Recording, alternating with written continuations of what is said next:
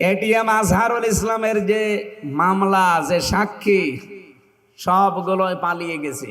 যারা বাদী, যারা সাক্ষী দিয়েছে, যারা বিচারপতি, যারা প্রসিকিউটর, বলেন একটা মানুষও আছে? আর সব পালিয়েছে। তে উনি বেকার ভেতরে থাকবে কোন কারণে? অন্য একটা দল, আমি নাম নিলাম না, ওরা এখন 2-3 দিন দেখলাম ছড়াচ্ছে যে এটিএম আজহারুল ইসলাম উনি মামলার সাজাপ্রাপ্ত আসামি, ওনারে ছাড়া ঠিক হবে না। আপনি এত বড় শয়তানি কথা বলতে পারলেন? সাজাপ্রাপ্ত হয়ে গেলে যদি তারে ছাড়া না যায়, তাহলে তারেক জিয়া 9 বছরের সাজা হয়েছিল। এক কথা বলেন না কেন? তারেক জিয়ার বউ 3 বছর সাজা হয়েছিল। তারেক জিয়ার মা 6 বছর সাজা হয়েছিল। তাদেরকে ছেড়ে দিলেন কি করে? লুৎফুজ্জামান বাবর 17 বছর পরে বের হইল কি করে? তারেক জিয়া সাহেবের বন্ধু গিয়াসউদ্দিন মামুন 17 বছর পরে বের হইল কি করে? সুতরাং পক্ষপাতিত্ব করবেন না। আপনার বিবেকের উপরে কি কুকুরে প্রসব করেছে? একটা নিরপরাধ মানুষ। এগুলো সব হাসিনার নশালনে পড়ার কারণে। আমিও হালকা পড়েছিলাম, 3 বছর শেষ। যারা বড় বড় ওরা বেশি পড়েছে, ওদের 13 বছর 14 বছর জীবন থেকে শেষ। এটিএম আজহারুল ইসলামের আর 13 বছর 14 বছর যেহেতু জীবনে আমরা আর ফেরত দিতে পারবো না, বাকি জীবনটুকু যেন মুক্ত আকাশে কাটাতে পারে। এ বিষয়ে যে বাধা দেবে, বুঝবেন সে ভারতের ঠিক দালাল। হ্যাঁ, কথা বলেন না কেন? নিরপরাধ একটা মানুষের পক্ষে আপনি থাকার জন্য একটা কথাও বলতে পারেন না। রমজান এসেছে, আপনি কি নেবেন শিক্ষা? বাংলাদেশের ঐতিহ্যবাহী জেলা রাজশাহী গোদাগাড়ি থানার অন্তর্গত দিগ্রাম পশ্চিমপাড়া জামে মসজিদ প্রাঙ্গণে দাওয়াতুল ইসলাম তাফসির কমিটির উদ্যোগে মহাবিশ্বের মহাবিশ্বয় আমাদের মালিক, আমাদের মনিব, মহান রব্বুল ইজ্জাতুল জালালের মুখের পবিত্র বাণী কোরআনে কারীম তাফসিরুল কোরআন মাহফিলের স্বনামধন্য সভাপতি মুফতি খান মোহাম্মদ মোহাইমিনুল তারিক, খতিব ও ইমাম, দিগ্রাম কেন্দ্রীয় জামে মসজিদ গোদাগাড়ি রাজশাহী।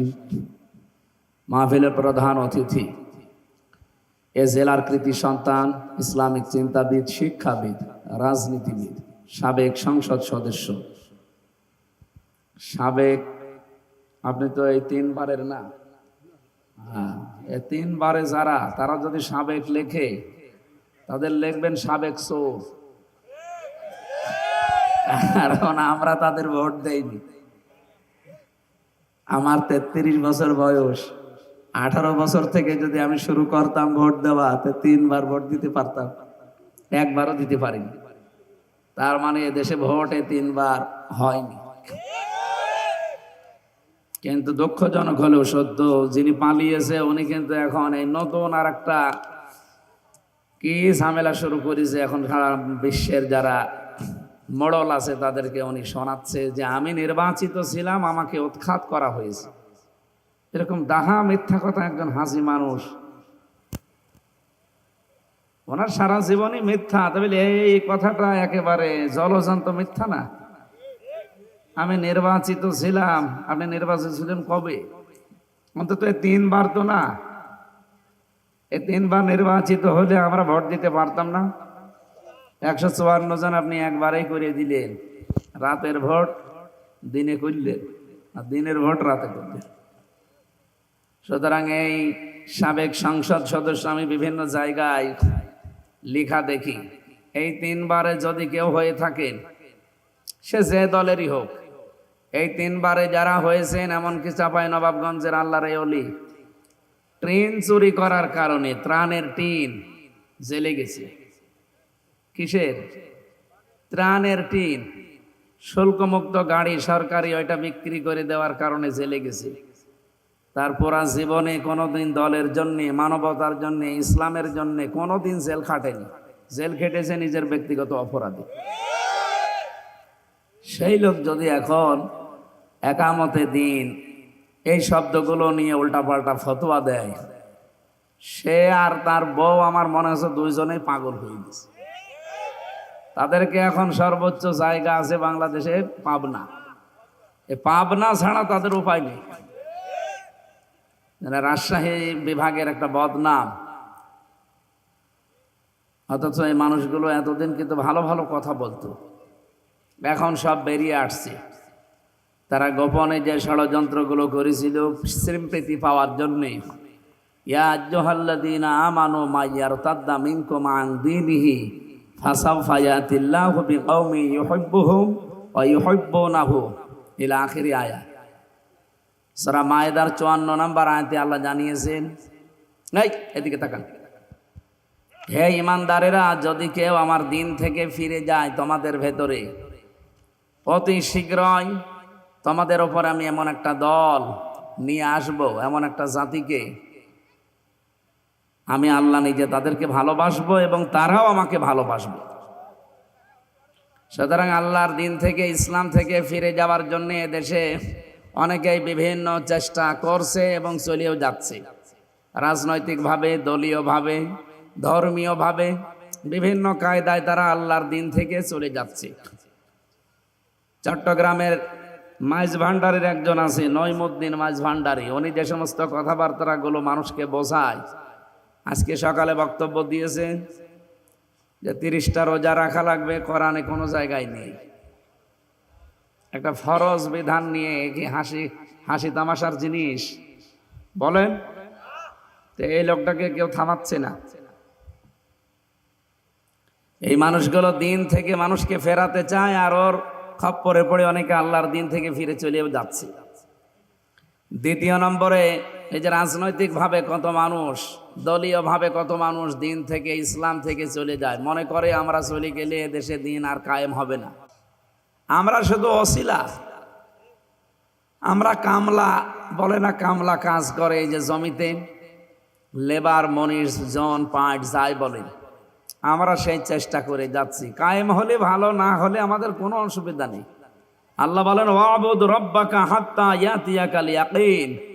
হে নবী, ইবাদত করেন ওই দিন পর্যন্ত যতদিন ইয়াকিন না আসে। ইয়াকিন মানে মৃত্যু। ইয়াকিন মানে কি? যতদিন মরণ না আসে ততদিন ইবাদত করা লাগবে। এই পৃথিবীতে সর্বোত্তম ইবাদত আমরা কোরআন থেকে যেটা জেনেছি, আল্লাহর এই জমিনে আল্লাহর বিধান কায়েম করা। আলা লাহুল খালকু ওয়াল আমর, সৃষ্টি যার, বিধান চলবে তার, এর উপরে কোনো ইবাদত আছে? এটার জন্যই বড় বড় নবীদেরকে আল্লাহ এই দুনিয়ায় দায়িত্ব দিয়েছিলেন। হযরত মুসার নাম শুনেছি, হযরত ঈসার নাম শুনেছি, হযরত নূহর নাম শুনেছি, হযরত ইব্রাহিম নবীর নাম শুনেছি, এমনকি আমাদের নবী মুহাম্মদুর রাসূলুল্লাহ সাল্লাল্লাহু আলাইহি ওয়াসাল্লাম, প্রত্যেকের একই কাজ ছিল, আনাকিমুদ্দিন, দিন কায়েম করেন, ওয়ালা তাতাফাররাকু ফি। এই বিষয়ে কোনো ফতোয়াবাজি চলবে না।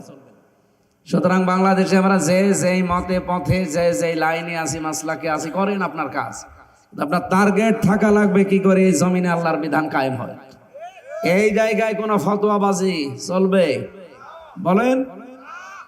কারণ সৃষ্টি যিনি তৈরি করলেন, তার হুকুম না চললে ওই জিনিস অচল হয়ে যায়। মোটরসাইকেল যিনি বানিয়েছেন একটা বই দিয়ে দেয় যে কিভাবে চালাবেন, ওই অনুযায়ী না চালালে আপনার মোটরসাইকেল টিকবে? বলেন না কেন? যেখানে গিয়ার দেওয়া দরকার, গিয়ার না দিয়ে আপনি আরো ব্রেক চেপে ধরেছেন, ও কিয়ামতের আগে যাবে? এই জন্য যিনি বানায় তিনি ভালো জানে যে কি করে চলা লাগে। আলা লাহুল খালকু ওয়াল আমরু, আমি বানিয়েছি, এখানে হুকুম আমি দিয়েছি।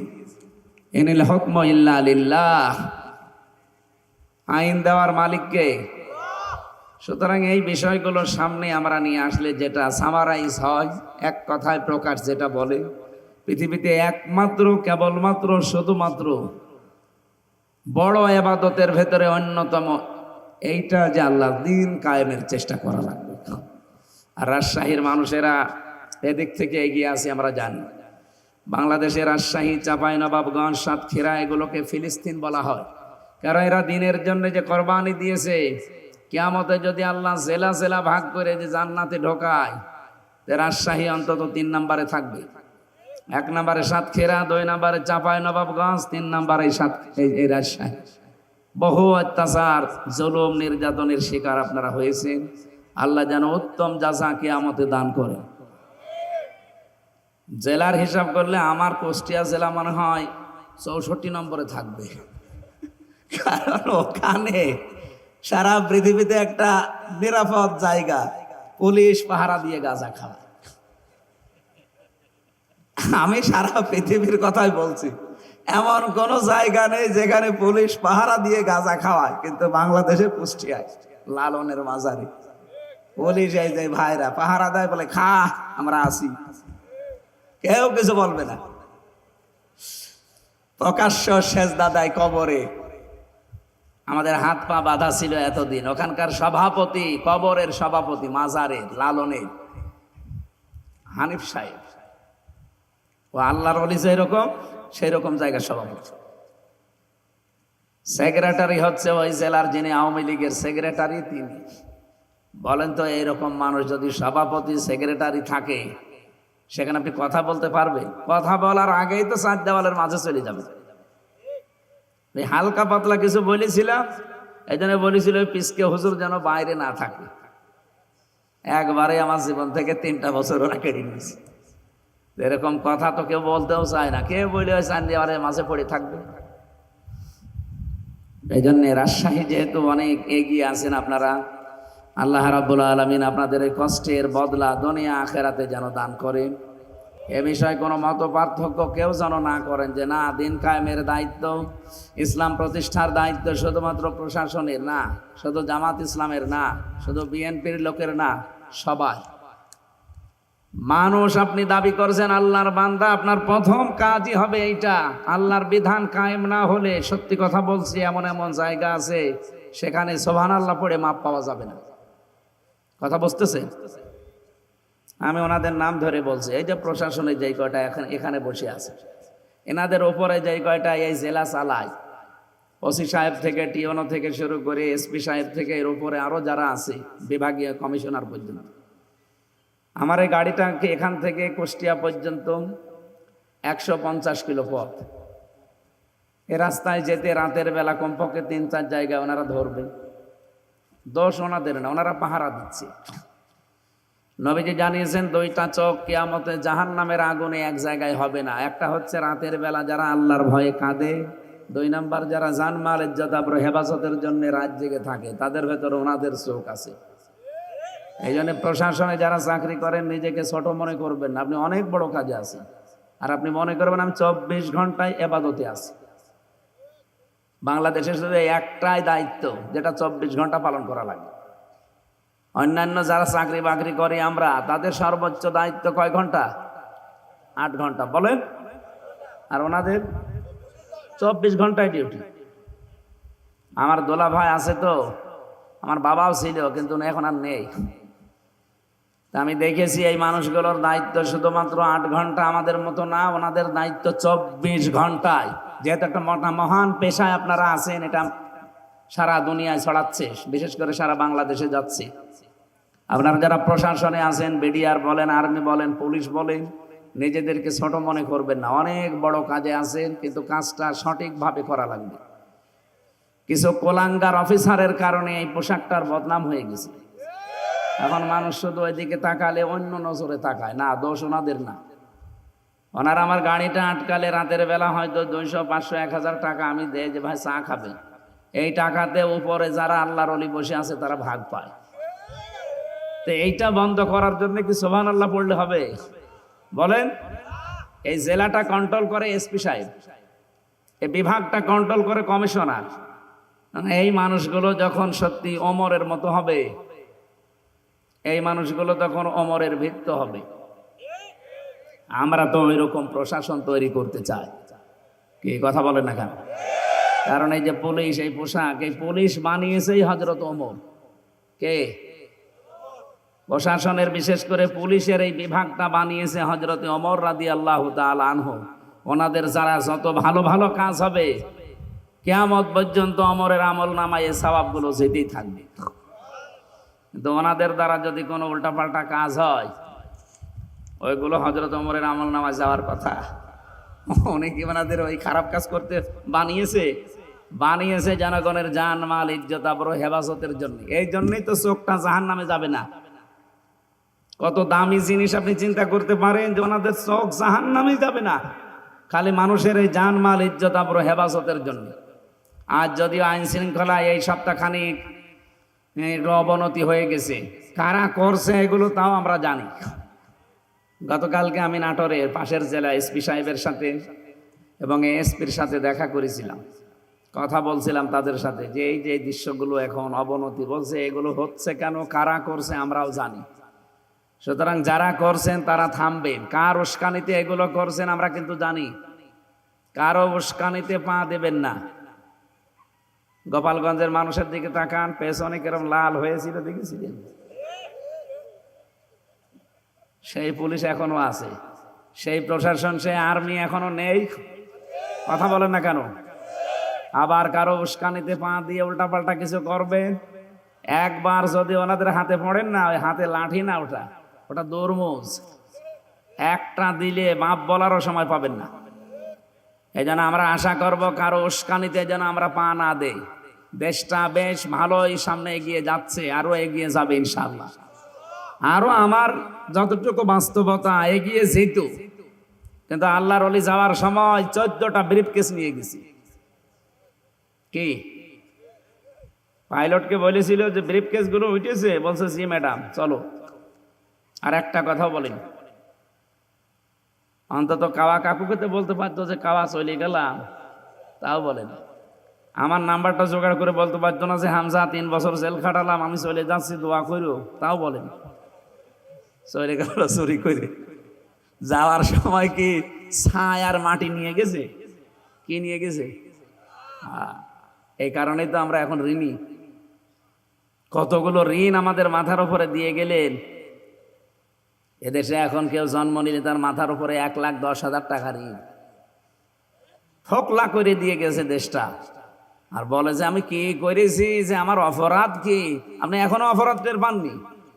আপনার জীবনের সবচাইতে বড় অপরাধ আয়না ঘর। হ্যাঁ, কথা বলেন না কেন? আর এই আয়না ঘরের কারণেই কিন্তু তামাম দুনিয়ায় 257টা রাষ্ট্রের 10 জন নিকৃষ্ট মানুষের তালিকা পেয়েছি কয়েকদিন আগে। এই যে আজকে 4 তারিখ, 1 তারিখে তালিকা বের হয়েছিল। তামাম দুনিয়ায় 10 জন মানুষ এই পৃথিবীর জমিনে এখন নিকৃষ্ট। তার ভেতরে 1 নম্বরে হাসিনা, 2 নম্বরে বাশার আল আসাদ, 3 নম্বরে নেতানিয়াহু, 4 নম্বরে আশরাফ ঘানি। এরকম 10 জনের নাম পেলাম।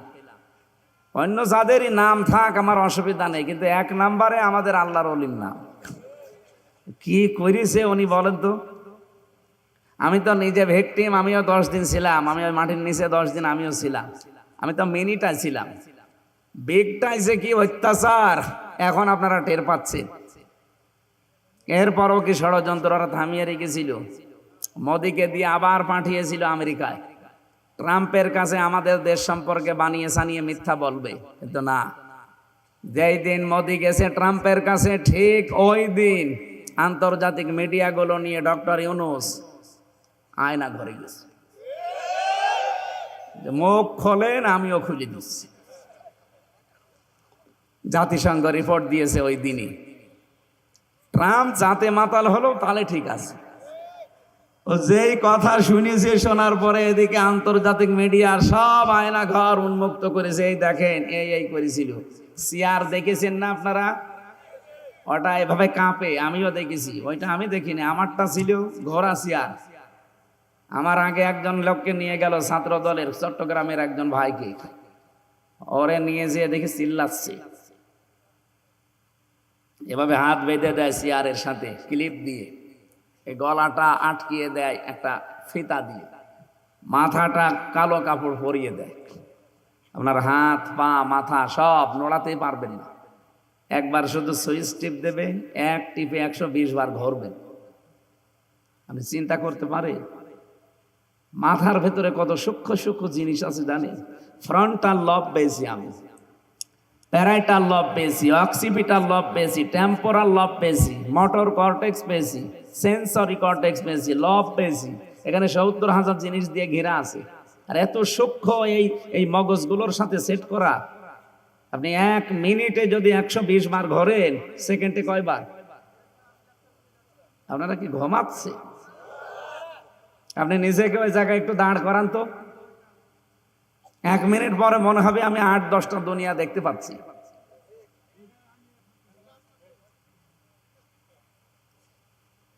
এরকম একটা মেশিন নিয়ে আসলো আমার এই নখ তোলার জন্য, বলছে নখ তোলা হবে। আমি দেখলাম আমার হাত আমার আগে চেয়ারে চেয়ারে নিয়ে গেছে, ওর হাত তো বাঁধা।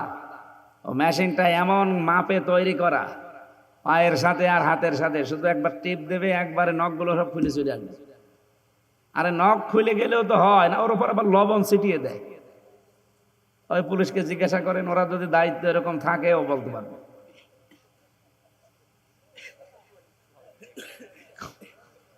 এখনো পর্যন্ত আমি দেখি অনেকে জালেমের সাফাই গায়। আপনি মানুষ না জানোয়ার? আপনি আপনারে তো পরে কিছু যায়নি, আপনি টের পাননি। আপনার বাবারে যদি ওই ব্যারিস্টার আরমানের মতো 8 বছর আয়না ঘরে রেখে দিত, আপনি টের পেতেন যে কারে কি বলে। এখানে তামাম দুনিয়ার ভেতরে নিকৃষ্ট মানুষের 1 নাম্বার তালিকায় ওনার নাম, একটা হাজি মানুষ। আমাদের এই দেশের বদনাম হয়ে গেছে সারা বিশ্বের কাছে।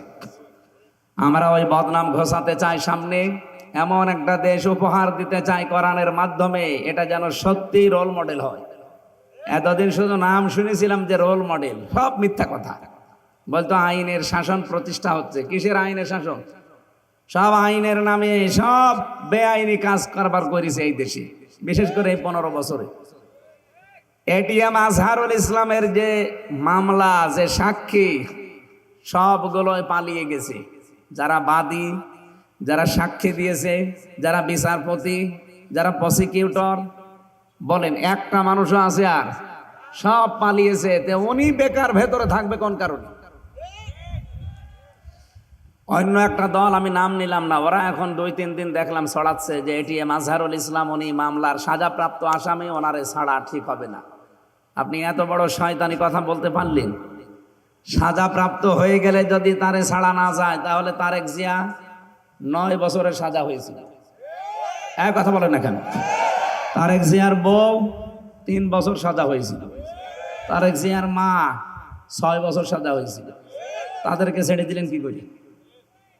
লুৎফুজ্জামান বাবর 17 বছর পরে বের হইল কি করে? তারেক জিয়া সাহেবের বন্ধু গিয়াসউদ্দিন মামুন 17 বছর পরে বের হইল কি করে? সুতরাং পক্ষপাতিত্ব করবেন না। আপনার বিবেকের উপরে কি কুকুরে প্রসব করেছে? একটা নিরপরাধ মানুষ। এগুলো সব হাসিনার নশালনে পড়ার কারণে। আমিও হালকা পড়েছিলাম, 3 বছর শেষ। যারা বড় বড় ওরা বেশি পড়েছে, ওদের 13 বছর 14 বছর জীবন থেকে শেষ। এটিএম আজহারুল ইসলামের আর 13 বছর 14 বছর যেহেতু জীবনে আমরা আর ফেরত দিতে পারবো না, বাকি জীবনটুকু যেন মুক্ত আকাশে কাটাতে পারি।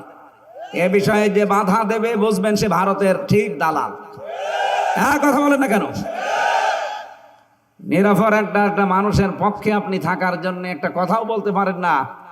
রমজান এসেছে, আপনি কি নেবেন শিক্ষা? আমরা সামনে ওই কথাগুলো আসবে, তাফসিরের এই আয়াত থেকে কথা বলবো ইনশাআল্লাহ। আমি তো এই কথা তুলেছিলাম, সাবেক সংসদ সদস্য ওনার নামে লেখা আছে, উনি এই 3 বারের আগে, তার মানে এটা ঠিক আছে। কিন্তু এই 3 বারে যদি কেউ আমার সামনে পড়েন যে সাবেক সংসদ সদস্য, সাবেক মন্ত্রী, আমি কিন্তু জনসম্মুখে বলবো যে না, সাবেক ডাকাত, সাবেক চোর। আল্লাহ রাব্বুল আলামিন অধ্যাপক মোহাম্মদ মুজিবুর রহমান হাফিজাহুল্লাহ কোরআনে কারীম যেন বুকে নিয়ে সংসদে যেতে পারে।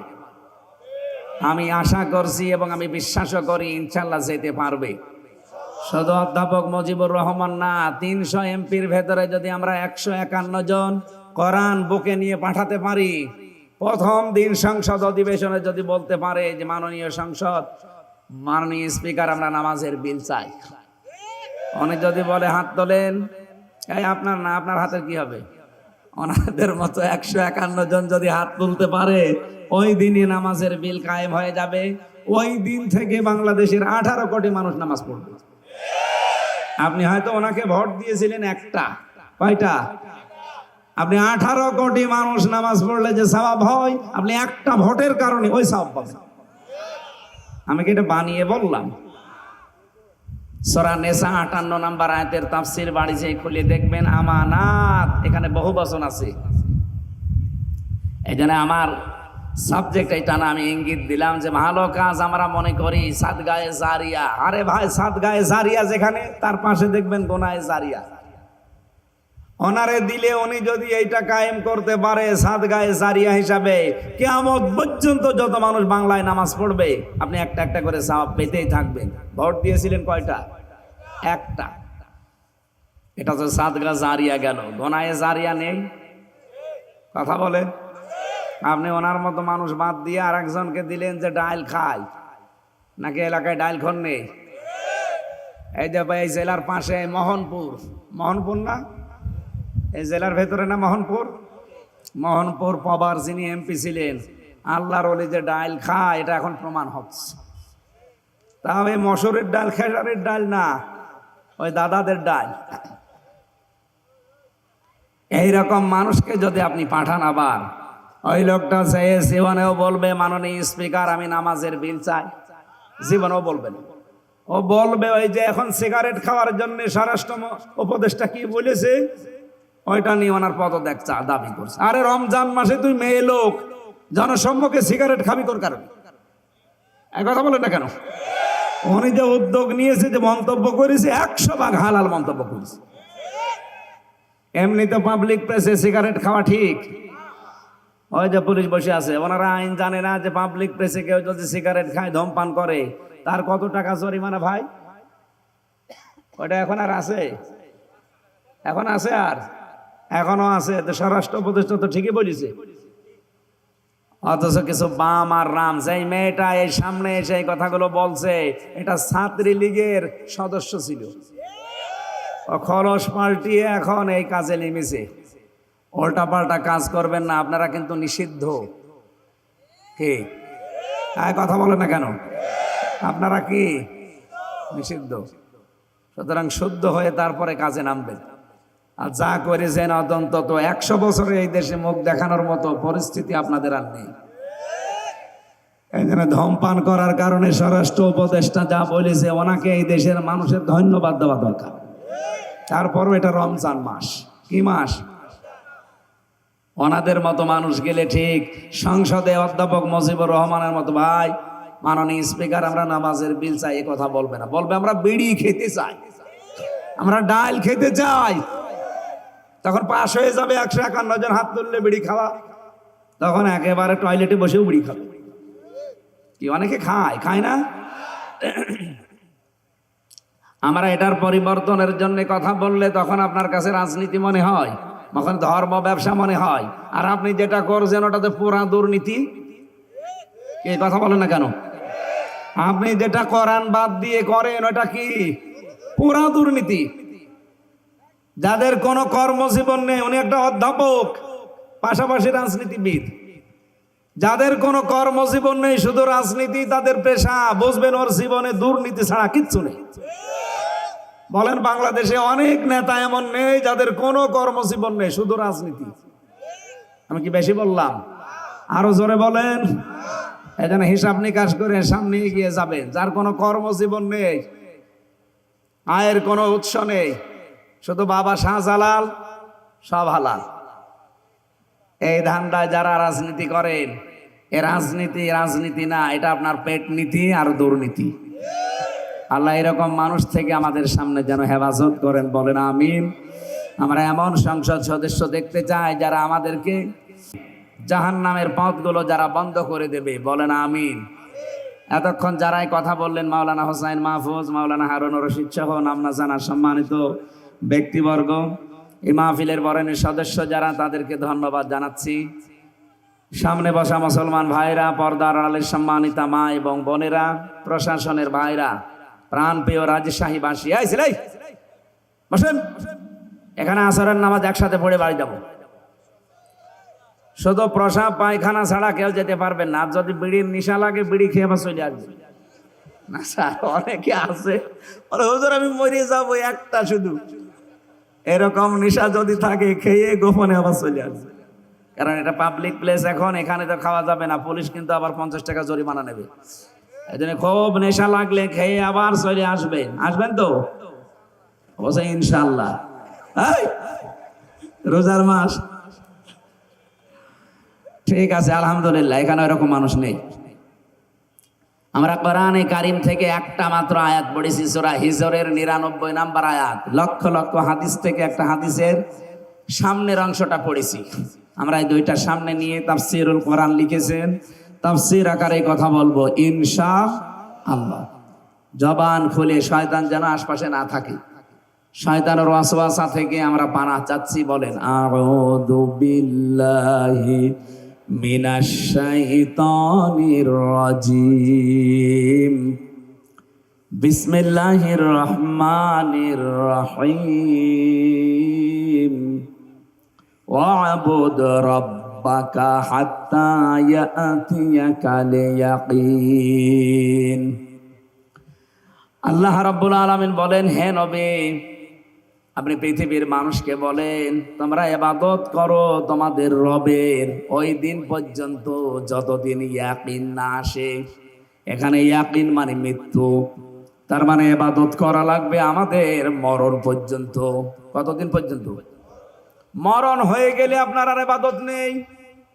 মরণের আগ পর্যন্ত আপনি এক সেকেন্ড ইবাদত ছাড়া থাকতে পারবেন না।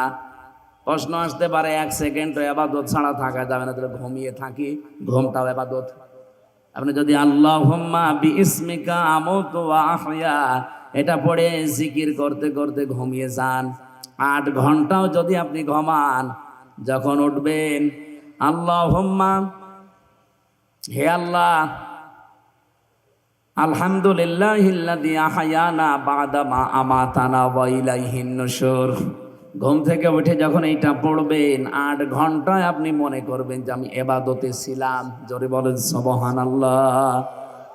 আর আজ শাহীবাসী কি বুঝলেন? এখানে আপনার ঘুমটাও ইবাদত। পুলিশের যে বললাম যে 24 ঘন্টা ইবাদত, এই কারণেই বলেছি, ওনারা যখন ঘুম থেকে উঠে বিসমিল্লাহ বলে ওনাদের পোশাক আশাক পরে কর্মজীবনের জন্য প্রস্তুতি নেয়, যতক্ষণ ডিউটিতে আছে পুরাটাই মনে হয় যে আমার নামাজে আছে। সুবহানাল্লাহ বলতে পারেন না? এখন হয়তো ডিউটি করছে জনগণের ইজ্জত আবরু শৃঙ্খলা ঠিক রাখার জন্য, এখনো যেন তারা মনে করে যে আমরা ইবাদতে নামাজে আছি। পৃথিবীর নিকৃষ্ট কাজ আমরা জানি টয়লেট। কেউ যদি বাম পা দিয়ে বলে আল্লাহুম্মা ইন্নী আউযু বিকা মিনাল খুবুসি ওয়াল খাবাইস, 8-10 মিনিট যাই থাকবে পায়খানায়, বের হওয়ার সময় ডান পা দিয়ে যদি বলে গফরানাক আলহামদুলিল্লাহিল্লাযী আযহাবা আন্নিল আযা ওয়া আফানি। নবীজি বলেন, এই 8-10 মিনিট যা টয়লেটে বসে আছে পুরাটাই ইবাদত। বাড়ি যাই সুবহানাল্লাহ বলেন। বলেন তো আপনি কি বুঝলেন এখান থেকে? আমি দুইটা কথা বললাম, একটা ঘুম আর একটা টয়লেট। নিকৃষ্ট কাজ একটা টয়লেট করা। এই 8-10 মিনিট যদি আপনার ইবাদত হিসাবে গণ্য হয়ে যায়, এ পৃথিবীতে এমন কোন কাজ আছে যে মুমিন জীবনে ইবাদত হবে না? আপনি যদি স্ত্রীর সাথে হাসি মুখে কথা বলেন, ওইটাও ইবাদত। সুবহানাল্লাহ বলতে পারেন না? কেউ যদি স্ত্রীর দিকে হাত এগিয়ে দেয়, ও যদি মহব্বতের সাথে চেপে ধরে, সারাদিন যে গনাগুলো হয়েছিল সগীরা, নবীজি বলেন সব হাতের ফাঁকা দিয়ে ঝরে যায়। আমরা স্ত্রীর দিকে তাকায়ও, হাতও ধরি, নিজেরটা বাদ দিয়ে অন্যেরটা। এরকম মানুষ দেশে নেই? আরে মানুষ, তারপরও অবিবাহিত কোনো মানুষের সাথে লাইন মাইন করে বিয়ে করলে তো মেনে নেওয়া যায়। এত চরিত্র নিম্নে পৌঁছে গেছে তারা মানুষ, অধিকাংশগুলো লাইন করে ভাবের সাথে, বিবাহিত মেয়েদের সাথে, প্রতিবেশীর বউর সাথে। এরকম মানুষ এখানে কারা আছেন হাত তোলেন তো? ও রাজশাহী তো সব আল্লাহর ওলি, ভালো আছে। যদি এরকম কোন রোগে রোগী থাকেন যে নিজের বউ ভালো লাগে না, অন্যেরটা দেখলেই কেমন যেন আনন্দ লাগে, এটা একটা রোগ। এটা কি? এই রোগ ভালো হওয়ার 2টা ঔষধ আছে, একটা হচ্ছে হোমিওপ্যাথি আর একটা অ্যালোপ্যাথি। নাকি অবশ্য ঠিক? হোমিওপ্যাথি অ্যালোপ্যাথি তো হবে। সূরা নূরের 30 নম্বর আয়াতে আল্লাহ ঔষধ দিয়েছেন যাদের এই রোগ আছে। সেদিন আমার মোবাইল একজন মেসেজ দিয়েছিল, ওর বাড়ি কক্সবাজার। হুজুর বিয়ের পরে প্রথম বছর তো ভালোই লাগছিল, কিন্তু এখনো ছাতা আর ভাল লাগে না, এক জিনিস আর কতদিন। আরে শয়তান, ও যদি বলে যে এক জিনিস আর কতদিন, তোর বউ কি বলবে?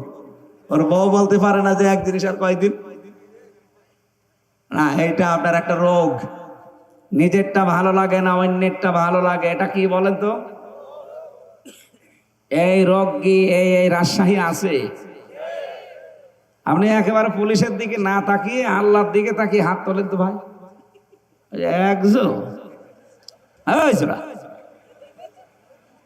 না, যে দুইজন হাত তুলেছে মনে হচ্ছে বিবাহিত, এদের চরিত্র তো খুব খারাপ। হ্যাঁ পুলিশ ভাই, এই দুইজনে ধরে নিয়ে যাবেন তো। নিজের বউ ভালো লাগে না, লোকের বউ দেখলে আপনার আনন্দ লাগে না? ওরা দুইজন সহ আমরা যারা আল্লাহর ওলি বসে আছি, আমাদের ভেতরে যদি এরকম শয়তান ওয়াসওয়াসা দেয়, যেহেতু শয়তান এখন বাধা আছে রমজানে, রমজান মাসে কি শয়তান বাধা আছে, অন্তত ওই চিন্তা আমাদের নেই। তারপরেও যদি মুখে উকি ঝুঁকি মারে, প্রথম ঔষধ কুল্লিল মুমিনিনা ইয়াগুদ্দু মিন আবসারিহিম ওয়া ইয়াহফাযু ফুরুজাহুম যালিকা আযকা লাহুম।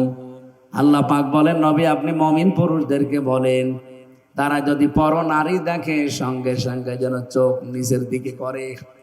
2 নম্বরে তাদের লজ্জা স্থান যেন তারা হেফাজত করে, এইটাই পবিত্রতম পন্থা। সুতরাং পবিত্র হওয়ার জন্যে কোরআনের এই ঔষধ ছাড়া পৃথিবীর কোন ঔষধ দিয়ে আপনার চরিত্র সংশোধন করতে পারবেন? বলেন বলেন না। ব্যস্ত?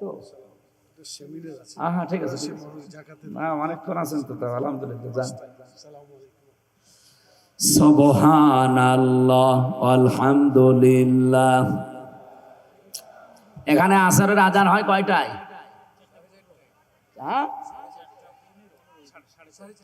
5টায় নামাজ পড়ছি আমরা কুষ্টিয়ায়, এখন আর এত তাড়াতাড়ি এলাকা মনে হয় আহলে হাদিসের না, হানাফি এত তাড়াতাড়ি নামাজ পড়ে কি?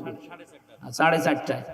4:30টায় আজান হবে, 4:45 নামাজ হবে। এখানে আমি নিজে নামাজ, আমার তো পড়ানো হবে না, আমার 2 রাকাত আমি নিজে নামাজ পড়বো। আর পুলিশ আজকে সব অজু করে নামাজ পড়াবো। পুলিশরা এমনি নামাজ পড়ে, আমি জানি, চেহারা দেখে বোঝা যাচ্ছে নামাজি। আমি আসার সময় ওসি সাহেবের সাথে নাকি এই যে গাড়ি নিয়ে চলে গেল, দেখা হয়েছিল, কথা বললো, বলছে আমাদের ভাইরা আছে, আপনারা যান, অসুবিধা নেই।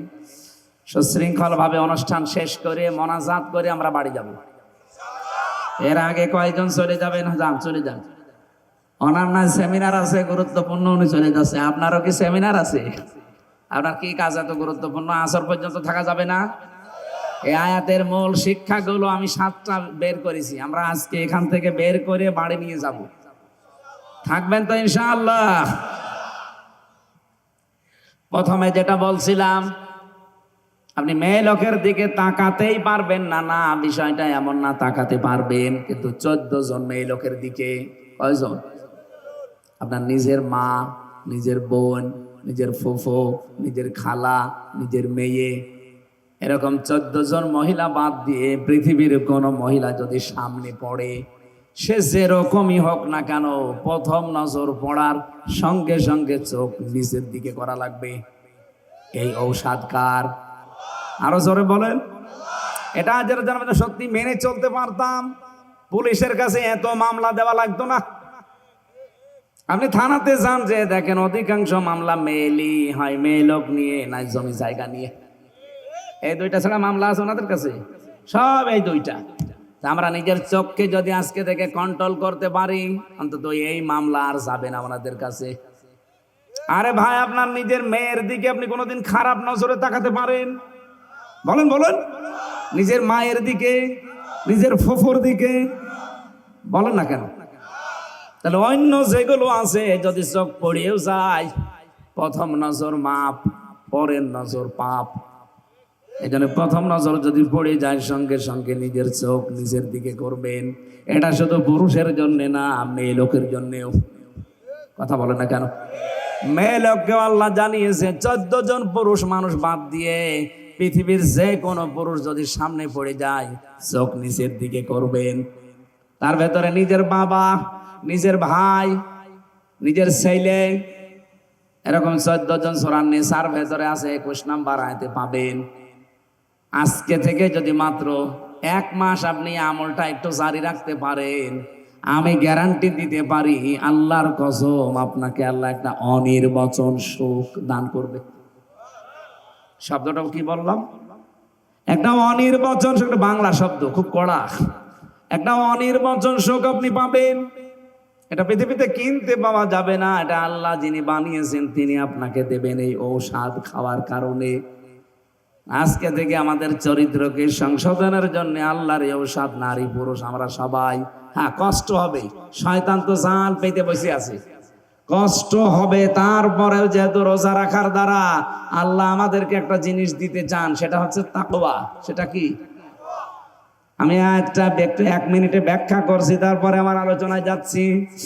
ইন্নাল্লাযীনা তাকাউ ইযা মাসসাহুম তাইফুম মিনাশ শাইতানি তাযাক্কারু ফাইযা হুম মুবলিসুন।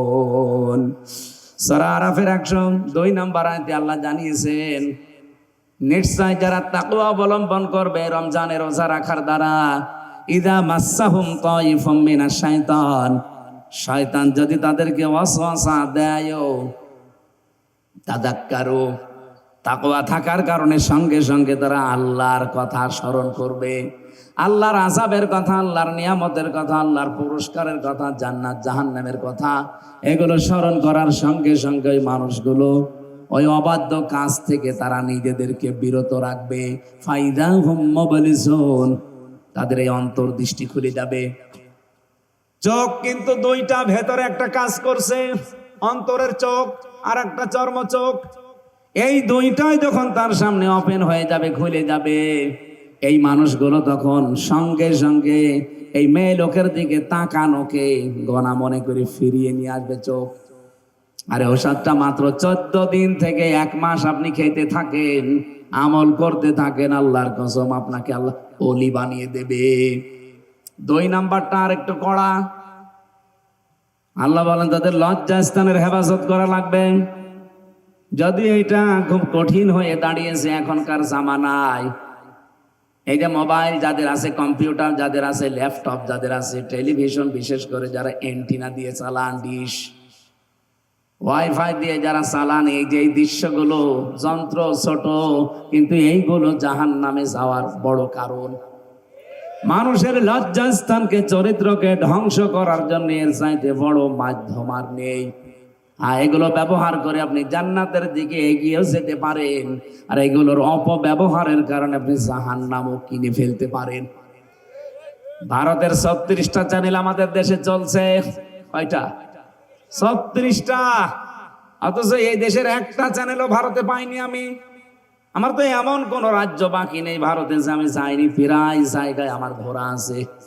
না, ওখানে শুধু এটিএন বাংলা পেয়েছিলাম, তাও আংশিক। অথচ ওদের 36টা আমাদের দেশে চলছে। বলেন একটাও তো চরিত্র ভালো হওয়ার কোন চ্যানেল আছে? সব চরিত্র ধ্বংস করার। বলেন বলেন। রোজা রেখে আমি জানি অনেক নারী এবং পুরুষেরা, পুরুষেরটা বাদ দিলাম, অনেক মেয়েরা ভারতের এই চ্যানেলগুলো ওরা অলরেডি বন্ধ করেছে, যে রোজার মাসে দেখবো না।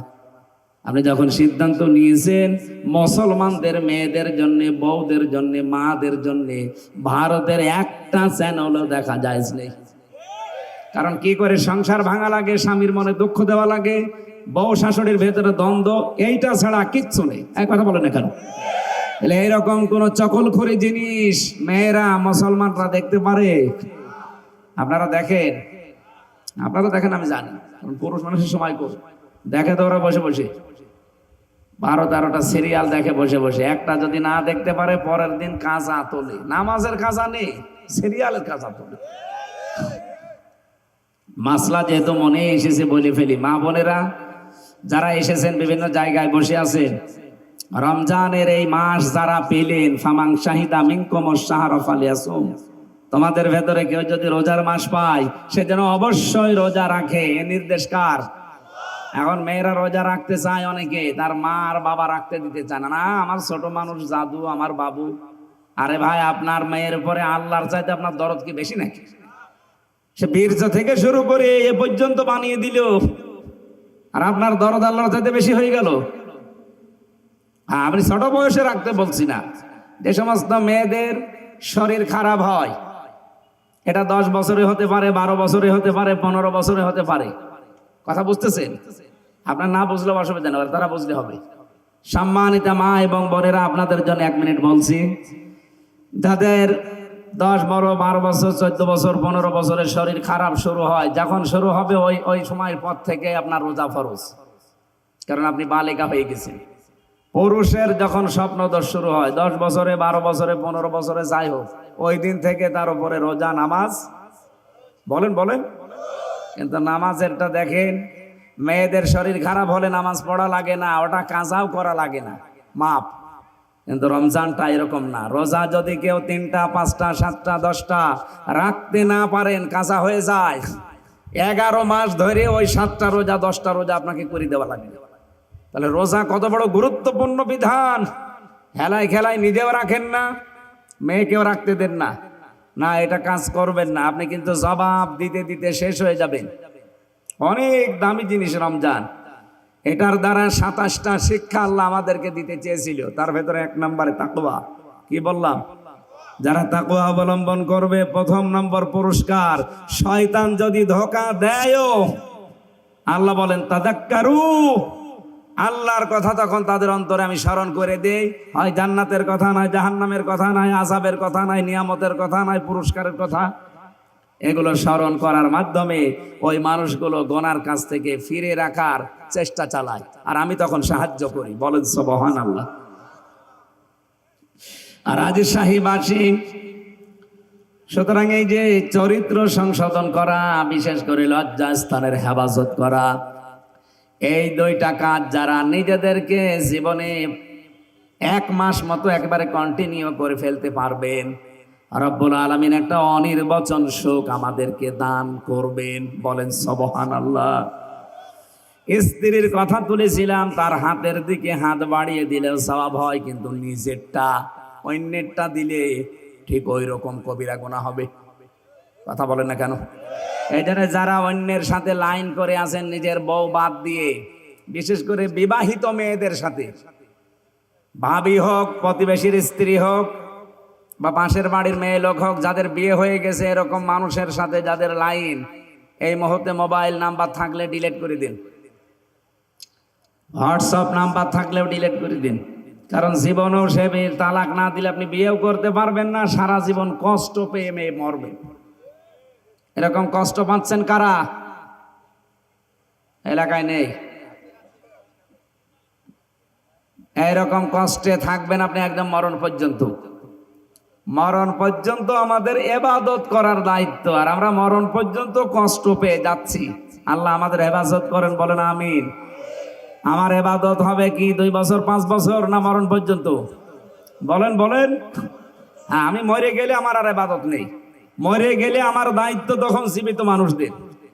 বলেন তো, আমি এই যে নদীতে, এই যে এখানে পুকুর আছে, মরে গেলাম, পড়ে মরে যাওয়ার পরে আমার দাফন হবে, কাফন হবে, কবরে দেবে, এটাকে দায়িত্ব আমার?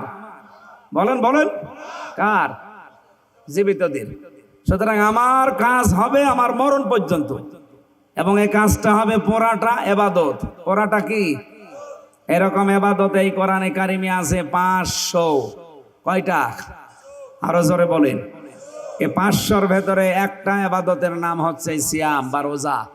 এটা এত গুরুত্বপূর্ণ বিধান, পৃথিবীর অন্যান্য বিধানগুলো আল্লাহ নাজিল করেছে জমিনে, আর রোজার নামাজের বিধানটা আল্লাহ একেবারে রাসূলুল্লাহকে নিয়েছে আরশে। 6 মাস দিয়েছিল। কয় মাস? 50 ওয়াক্ত নামাজ দিয়ে, 6 মাস রোজা দিয়ে তিনি যখন ফিরে আসছিলেন, মুসা নবীর সাথে দেখা হয়েছিল 6ষ্ঠ আসমানে। হযরতে মুসা ডাক দিয়ে বলেন, ইয়া রাসূলুল্লাহ সাল্লাল্লাহু আলাইহি সাল্লাম, খুব আনন্দ মনে হচ্ছে। কি দিয়েছে আল্লাহ আপনাকে? বন্ধুর বাড়িতে গেলে তো কিছু না কিছু হাদিয়া তোফা দেয়, কি পেয়েছেন আপনি? নবীজি বলেন, ভাই মুসা, আমি পেয়েছি 50 ওয়াক্ত নামাজ আর 6 মাস রোজা। হযরতে মুসা বলেন, এত কিছু পেয়ে আপনি আনন্দে আছেন, বাস্তবতা বোঝেন আপনি? আপনি আমার চাইতে সম্মানে বড়, কিন্তু অভিজ্ঞতা আপনার চাইতে আমার বেশি।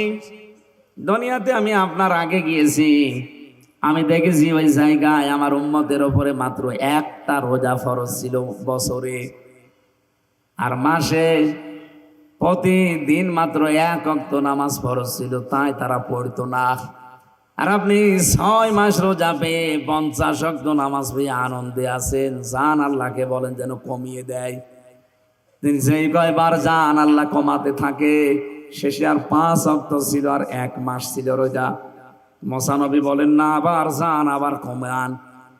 বিশ্বনবী বলেন, ভাই যে মোসা আমার লজ্জা করছে, আল্লাহর কাছে আমরা যেতে পারবো না। বারবার আল্লাহ আমাকে দিতে চায়, আর আপনি বলেন যে কমান। না, আমার লজ্জা করে, আমি আর যেতেই পারবো না, আমার উম্মত মারবে।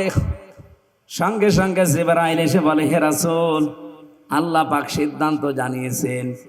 তিনি কিন্তু 50 ওয়াক্তই লিখে ফেলেছিলেন, 6 মাস রোজায় লিখেছিলেন।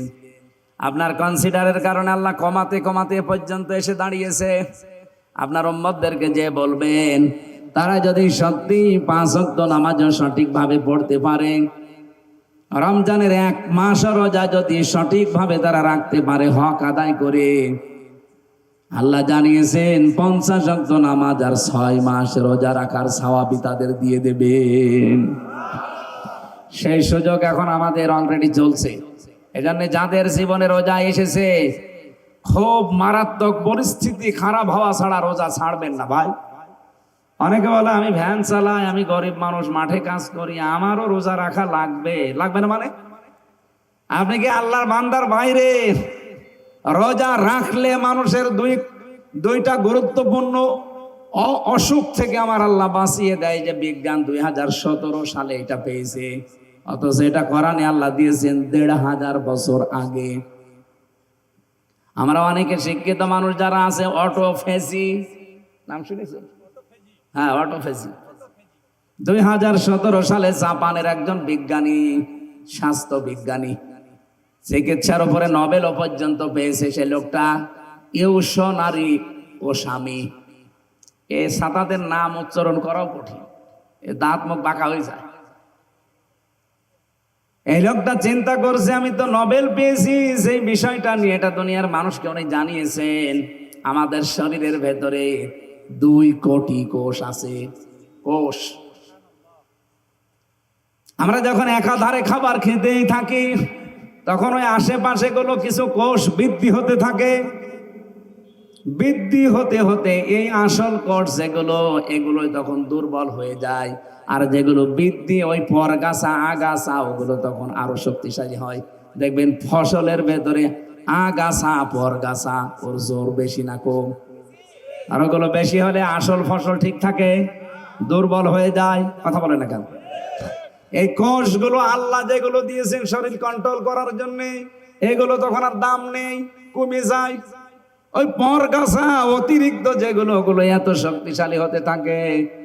উনি চিন্তা করলেন, এটা কমানো যায় কি করে। 13 বছর গবেষণা করে এই তথ্য দুনিয়ার মানুষকে দিয়েছে। কেউ যদি একাধারে 29 থেকে 30 দিন, 24 ঘন্টার 12 থেকে 14 ঘন্টা দিনের বেলা না খেয়ে থাকতে পারে, একাধারে 1 মাস এভাবে যদি পালন করে, অতিরিক্ত ওই কোষগুলো, এই কোষ আস্তে আস্তে খেয়ে সব সাবার করে ফেলে।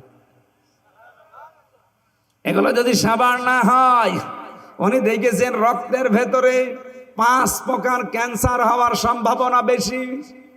আমাদের এই যে 3.5 হাত বডির ভেতরে 5.5 কেজি রক্ত আছে, এখানে প্রায় 5 প্রকার ক্যান্সার হয়।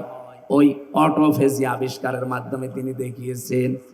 ওই কোষগুলো যেগুলো পরগাছা আগাছা অতিরিক্ত গুলো বৃদ্ধি হতে থাকে, তখন আপনার আসল কোষ দুর্বল হয়ে যায়, ক্যান্সার দেখা দেয়।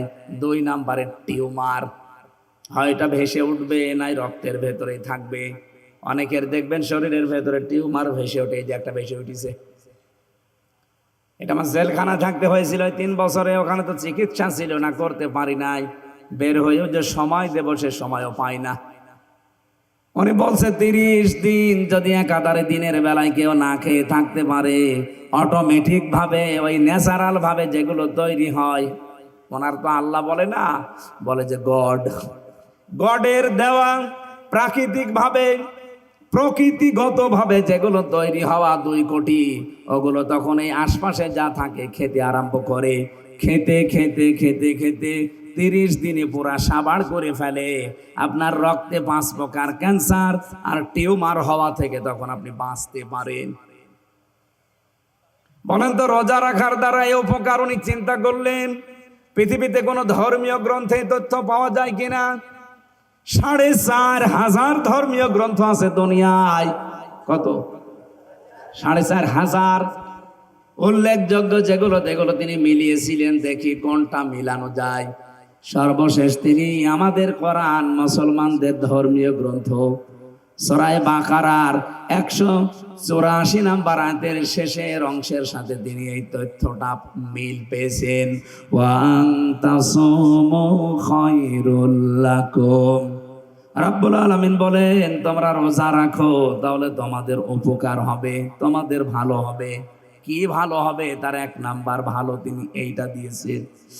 এটার ধনী হোক গরিব হোক, রোজা রাখলে মারাত্মক এই অসুস্থতা থেকে, অসুখ থেকে আল্লাহ আপনাদেরকে আমাদেরকে বাঁচাবেন। বলেন সুবহানাল্লাহ। 2 নম্বরে, কোন মানুষ যদি রোজা রাখার অভ্যাস করে, আমরা 2 জন নবীর নাম পড়েছি কিতাবে। একজন নবী হযরত নূহ আলাইহিস সালাম, সারা জীবনে কোনোদিন তিনি অসুস্থ হননি।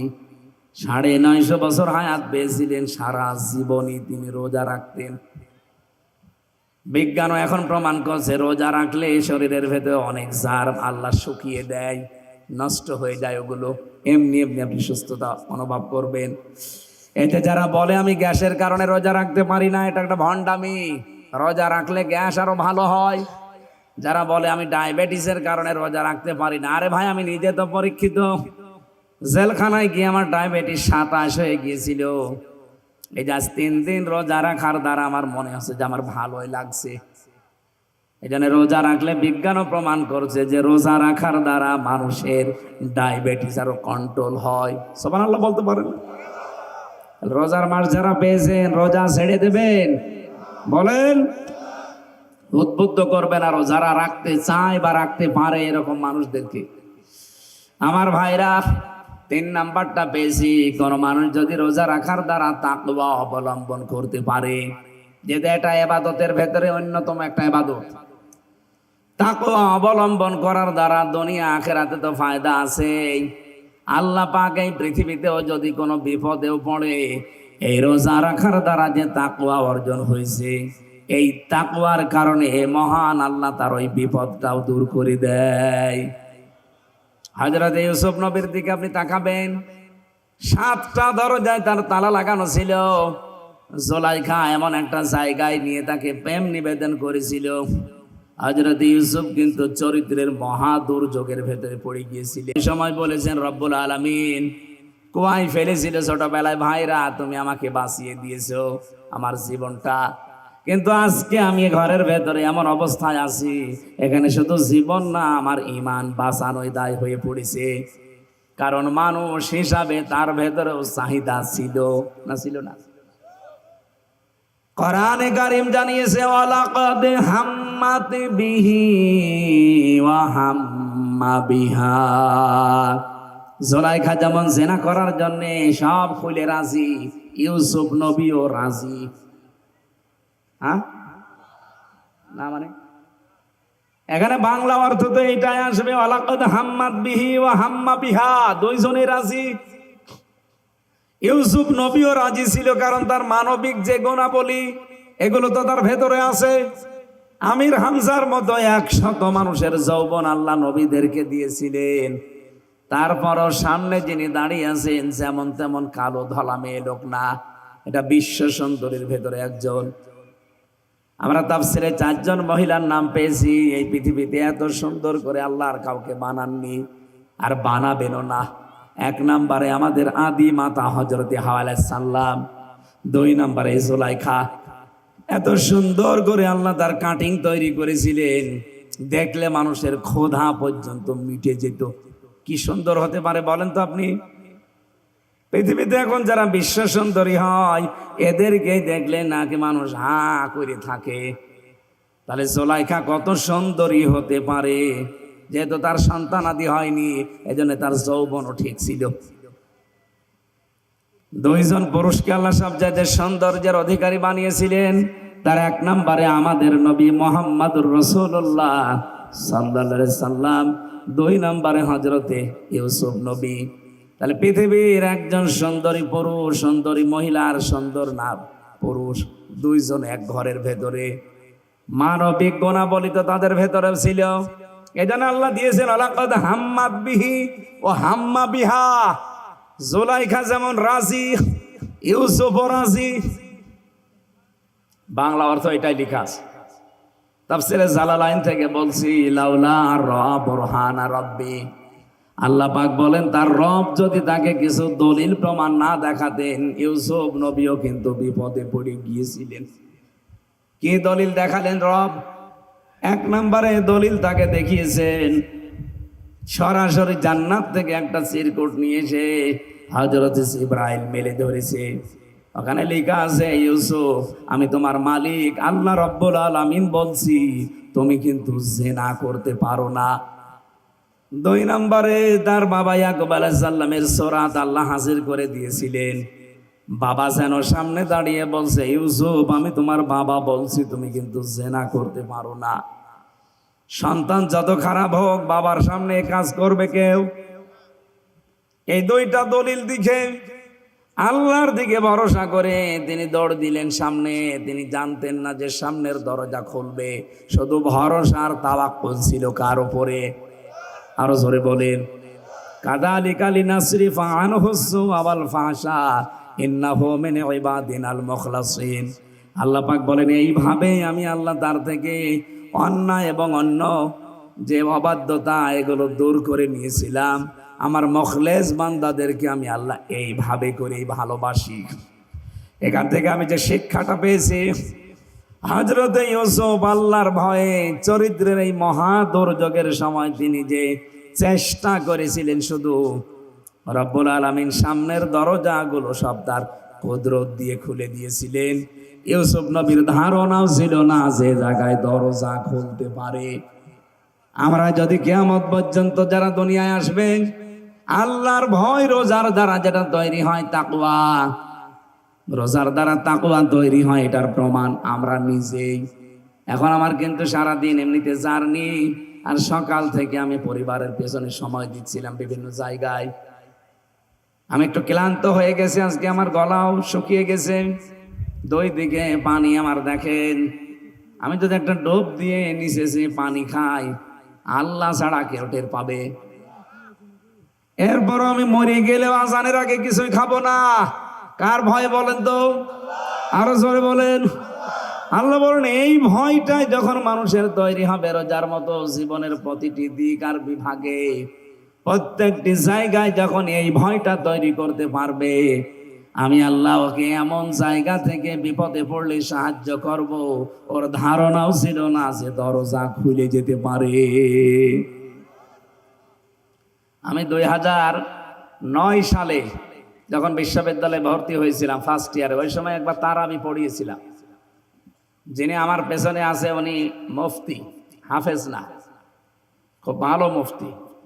আমি যে আয়াতটা পড়লাম, এর পরের আয়াতটা পড়ছিলাম, আস্তাবাকাল বাবা ওয়া কাদ্দাত কামিসাহু মিন দুবুরি ওয়া আলফায়া সাজ্জিদাহা লাদাল বাব। এই আয়াতটার এই এক বাব শব্দটা ছেড়ে গেছে। নামাজ শেষ, নামাজের পরে উনি নামাজ শেষ সালাম ফিরালাম, আমারে বলছে, হাফেজ সাহেব দরজা এখনো খুলিনি। দরজা খুলিনি মানে? তার মানে উনি অর্থের দিকে খেয়াল করে মেলাতে মেলাতে যাচ্ছিলেন। ইউসুফ নবী দরজার কাছে যাবে, তাফসিরে পড়েছি দরজার কাছে যে দাঁড়িয়েছিল, জুলাইখা যখন পেছন থেকে দৌড় দিয়েছে, তখন হযরতে ইউসুফ সামনের দিকে আল্লাহর দিকে তাওয়াক্কুলটা, বিশ্বাসটা, ভরসাটা এত বেশি করেছিলেন, রব্বুল আলামিন সঙ্গে সঙ্গে নিজে কুদরতি ভাবে জিবরাইল দিয়ে দরজা খুলে দিয়েছেন। হযরতে জিবরাইল বলে, আমি আরশের পায়া ধরে সব সময় বসে থাকি। পৃথিবীতে আমি যতবার এসেছি স্বাভাবিকভাবে এসেছি, শুধুমাত্র 2 বার আমি খুব তাড়াতাড়ি এসেছিলাম। একদিন হযরতে ইব্রাহিম নবী যেদিন ছুরি চালাচ্ছিলেন তার সন্তান ইসমাইলের গলায়, ওই দিন আমার আল্লাহ আরশ থেকে ডাক দিয়েছে, জিবরাইল একটা দম্বা নিয়ে আমার ইব্রাহিমের ছুরির নিচে ধরো আর ইসমাইলকে পেছনে দাঁড় করিয়ে দাও। ওই দিন তাড়াহুড়া করে জান্নাতের দম বানিয়ে আমি যে শুয়ে দিয়েছিলাম, এত তাড়াতাড়ি আমি দুনিয়ায় কোনোদিন যাইনি। দ্বিতীয় নম্বরে হযরতে ইউসুফ নবী যেদিন দরজার কাছে যেয়ে দাঁড়িয়েছিল, আনমনা হয়ে না, দরজা তো খোলে না। ঠিক ওই সময় তার তাওয়াক্কুলটা দেখে, এত সুযোগ পাওয়ার পরও সুযোগ কাজে না লাগিয়ে আল্লাহর ভয়ে নিজের চরিত্রকে সংশোধন করেছে। আল্লাহ এত বেশি খুশি হয়েছিল, আমারে ডাক দিয়েছে, জিবরাইল জলদি করে যাও, আমার ইউসুফ নবী দাঁড়িয়ে আছে দরজার সামনে, তুমি যে তাড়াতাড়ি দরজা খুলে দাও। ওদিকে মাত্র 3-4 হাত পেছনে জুলাইখা। এতটুকু আসতে যতটুকু সময় লেগেছে, খুব বেশি হলেও 3-4 সেকেন্ড লাগার কথা, এই 3-4 সেকেন্ডের ভেতরে আরশ থেকে হযরতে জিবরাইল এত দ্রুত এসেছিলেন, এসে দরজা 7টায় পর পর খুলে দিয়েছিলেন। আল্লাহ বলেন, শুধু এভাবে আমি ইসমাইল, ইব্রাহিম আর ইউসুফকে না, ফাস্তাজাবনা লাহু ওয়া নাজ্জায়নাহু মিনাল গাম্মি ওয়া কাযালিকা নুনজিল মুমিনিন। এইভাবে যদি আমার বান্দারা সত্যি আমাকে ভয় করার নীতি অবলম্বন করে, আমি তাদের ডাকে সাড়া দিয়েছি, যেমন ইউনূসের ডাকে সাড়া দিয়েছি। ওয়াকাযালিকা নুনজিল মুমিনিন, এভাবে আমার মুমিন বান্দাদের ডাকে আমি আল্লাহ সাহারা দিয়ে সাহায্য পাঠাবো। অবিশ্বের মুসলমানেরা বলেন তো, সে আল্লাহর শক্তি এখন ওই রকমই আছে না একটু কমে গেছে? সুতরাং আল্লাহর ভয়টা আমরা এই মাসে এমন ভাবে তৈরি করতে চাই, 11 মাসে যদি বিপদেও পড়ে যায়, সামনে যেহেতু বড় বড় বিপদ কিন্তু অপেক্ষা করছে, বিশেষ করে আমাদের প্রতিবেশীদের বিপদ। এ পৃথিবীর নিকৃষ্ট প্রতিবেশী আমাদের, এত মিথ্যা কথা বলা প্রতিবেশী দুনিয়ার কারণেই। বিশ্বের যতগুলো দেশ আছে তাদের আশপাশে যারা প্রতিবেশী তারা সাহায্য পাঠায়, আর আমরা এমন প্রতিবেশী পেয়েছি শুধু আমাদের 12টা বাজায়। এই 54 বছর আমাদের বিরুদ্ধে সবচাইতে বেশি মিথ্যা তথ্য ছড়িয়েছে আমাদের এই প্রতিবেশী ইন্ডিয়া। কথা বলেন না কেন? ওরা এখনো বসে নেই, ওরা চেষ্টা চালিয়েই যাবে। এই জন্য আমাদের সামনে তাকওয়ার এই নীতি ছাড়া কোনো উপায় নেই। তাকওয়া ছাড়া, আল্লাহর সাহায্য ছাড়া সামনে বাঁচার কোনো পথ নেই। আল্লাহর শুকরিয়া যদি আমরা এখানে এখন এই রোজার মাসে আদায় করতে চাই, অনেকে মনে করেন টুটি পর্যন্ত খেয়ে একটা ঢেকর তুলে আলহামদুলিল্লাহ হয়ে গেল, না, এটা একটা বাক্য।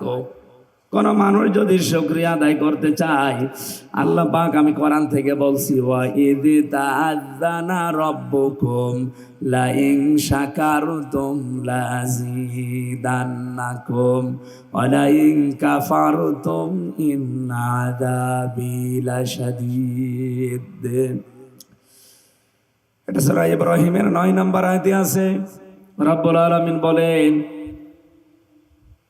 শুকরিয়া যদি আমার কোনো নিয়ামতের আদায় করো, আমি আল্লাহ ওটা বাড়িয়ে দেব, কুফরি করলে ছিনিয়ে নেব, কঠিন আযাবে ফেলে দেব। শুকরিয়া আদায়ের মাধ্যম হচ্ছে 3টা। 1 নম্বরে মুখে স্বীকার করা লাগবে যে হাঁটায় নিয়ামত, রমজান যে আমাদের জন্য নিয়ামত, আমরা স্বীকার করি।